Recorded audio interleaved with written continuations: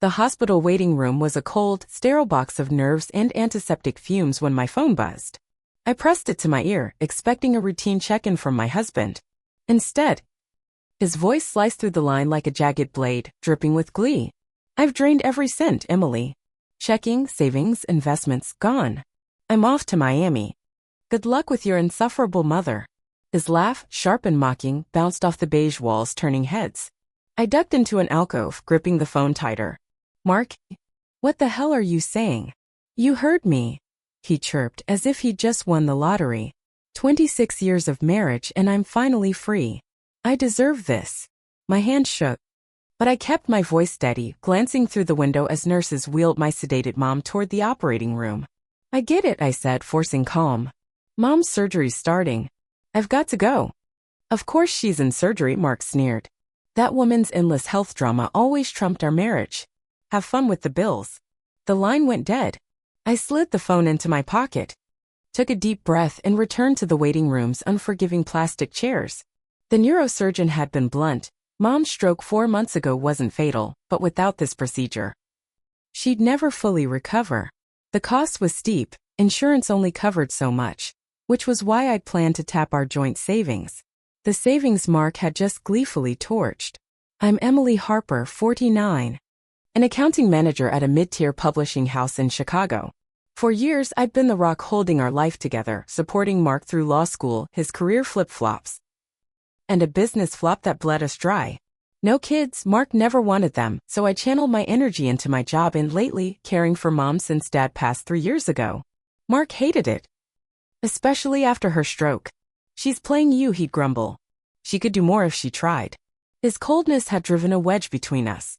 But I never dreamed he'd pull this, stripping me bare while I sat in a hospital of all places. At the nurse's station I asked, "Has my mom, Susan Carter, gone into surgery yet?" "Just now." The nurse replied, her kindness a small balm. "It'll be about 4 hours. Anyone here with you?" "No," I said softly. "It's just me." Back in my seat, I opened my banking app, praying Mark was bluffing. My heart sank. Checking, $437. Savings, 0. Investments, over $300,000 yesterday, now an error message, insufficient privileges. He wasn't kidding. But here's the kicker. His call didn't shock me as much as it should have. For 2 months, I'd been watching him, waiting, preparing.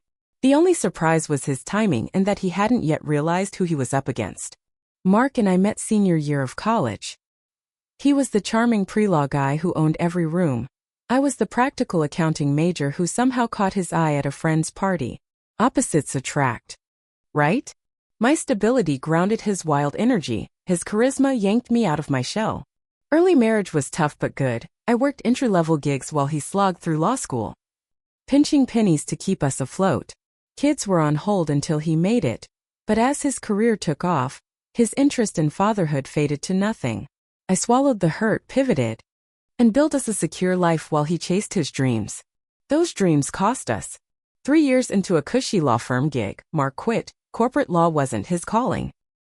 He joined a small environmental practice, slashing his paycheck. I backed him.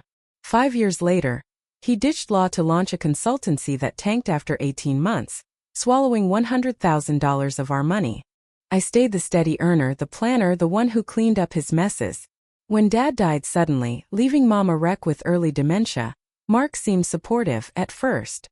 But as her stroke hit and my time with her grew, his resentment festered.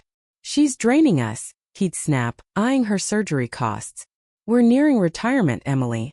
We should be living, not bankrolling her." I point out we had the funds, but he'd just dig in harder.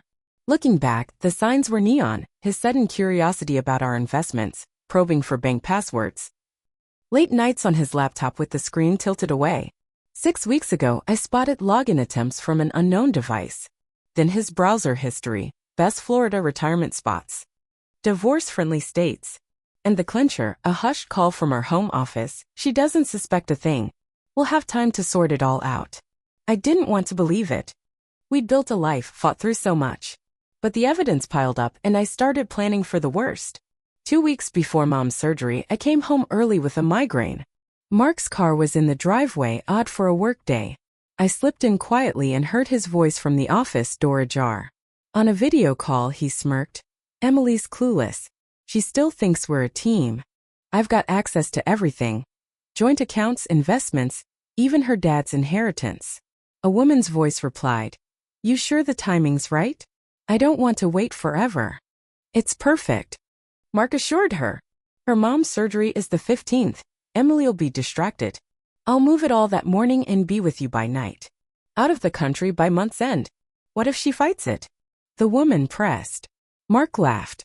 On what grounds? My name's on everything. The money'll be offshore, untouchable. I backed away, heart pounding, and sat in my car reeling. 26 years. And he was plotting to rob me blind with another woman while I was at mom's surgery. The shock morphed into focus. At a coffee shop, sipping tea I couldn't taste, I listed my moves. He didn't know about the $50,000 I'd stashed in a new account after those sketchy logins, enough for mom's bills and a cushion. Not what I deserved after decades of carrying us, but a start.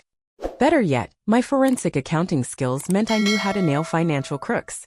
The question was, could I outpace him? That night, I played the dutiful wife, hiding my fury. He kissed my cheek, asked about my migraine, and zoned out to TV, like he hadn't spent the day scheming to ruin me. The next morning, I called in sick, first time in years, and got to work. My first call was to Laura Bennett, Chicago's top divorce lawyer. She listened, cool as ice. This is textbook financial fraud, she said. We need to move fast but smart. Got proof? Not yet. I admitted. I wasn't ready. Then we start there, she replied. Evidence is everything. She laid it out. Cameras in the home office, account records, proof of his affair. Emergency filings ready to roll. Don't tip him off, she warned. Let him think he's winning. We'll catch him in the act. For a week, I became a ghost in my own life, cooking dinner, chatting about nothing, sleeping next to a traitor while I rigged the trap. Tiny cameras in the office recorded his plotting. A forensic accountant traced our funds, mostly my earnings. A PI pegged the woman, Jessica Tate, 38, ex-client, 8-month mistress. I flagged our accounts for alerts, unable to block him without blowing my cover, but ready to track every move. The waiting was hell. Mark stayed oblivious, smug in his brilliance. 3 days before mom's surgery, the PI dropped bombshells, a Miami apartment under an LLC, plane tickets for him and Jessica. Offshore accounts in the Caymans. It was happening. That night, he probed about mom's surgery, hospital, timing, my plans, feigning care. I fed him facts, watching him log it for his betrayal. Wish I could be there, he lied. Big client meeting in Denver. The PI confirmed. No Denver. Just Miami.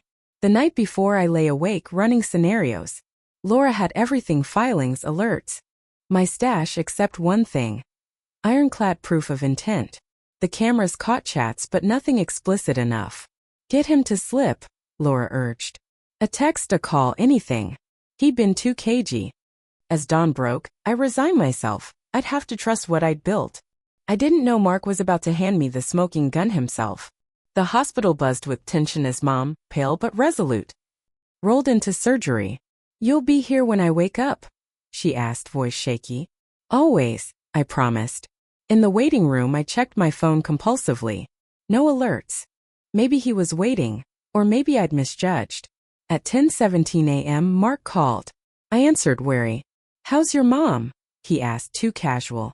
In surgery. You okay? A beat. Then, actually, Emily, I've got news. I've emptied our accounts and I'm headed to Miami. Good luck with your annoying mom. His laugh was venom. 26 years and I'm free. Everything's gone, checking, savings, investments. I deserve this. The cruelty hit like a punch, but I stayed cool. You've taken it all while I'm here for her surgery? Every dime, he gloated. Done already. Untraceable by the time you lawyer up. You're in Miami now? South Beach with Jessica. Celebrating. Don't bother looking, the condo's not in my name. Why, Mark? I couldn't stop myself. Because I can, he snapped. I'm done with your dull, responsible crap. You picked your mom over me. This is my payout for wasting my life with you. He hung up. I saved the recording and texted Laura. It's done. He confessed on tape. Her reply, goldmine. Filing now. Focus on your mom. Relief hit hard. while Mark partied. Laura unleashed hell, emergency freezes on all accounts, armed with the call, footage, and forensics. His arrogance had just sealed his fate. 3 hours later, the surgeon confirmed Mom's success. My phone pinged, accounts frozen. Funds in escrow. We've got him. In Mom's recovery room, my phone rang Miami number. This is Jessica Tate, a furious voice said. Your husband says you froze our money. My money, I shot back. He stole it while I was at my mom's brain surgery. Did he mention I bankrolled us for 26 years? 3 career switches. A failed business, all on my dime. Silence. Then, he said it was his. He lied. Court's sorting it. If you're in this for cash, good luck. Mark grabbed the phone. Emily, what the hell? I protected myself, I said. Accounts frozen, cards dead, condo flagged. Maybe Jessica can float you. I'm sure it's true love. You planned this, he hissed. You knew. Weeks ago, I said. Recording still rolling. Every call, every transfer documented. Keep talking, it's great for my lawyer. He went quiet, finally clocking his screw up. Laura Bennett's calling you tomorrow.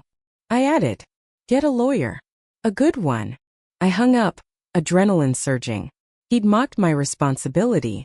Now it was his undoing. 3 days later, a courier dropped off Laura's dossier. Frozen funds recovered, divorce filing citing Mark's fraud, and a sheriff's note. Mark served at his hotel, visibly distressed. The judge's ruling called his timing exceptionally cruel, releasing $75,000 to me for Mom's care. A text from Jessica followed. Hotel wants payment. Mark's card failed. Help. I forwarded it to Laura. No reply. That night Mark called. I blocked him. The law would speak for me now. 6 months later, the courtroom was mine. Mark, a husk of his old swagger, sat defeated. Mrs. Harper gets 85% of marital assets, the judge ruled, citing his egregious misconduct. Legal fees? His tab. He tried whining. This isn't fair. But Laura shut it down.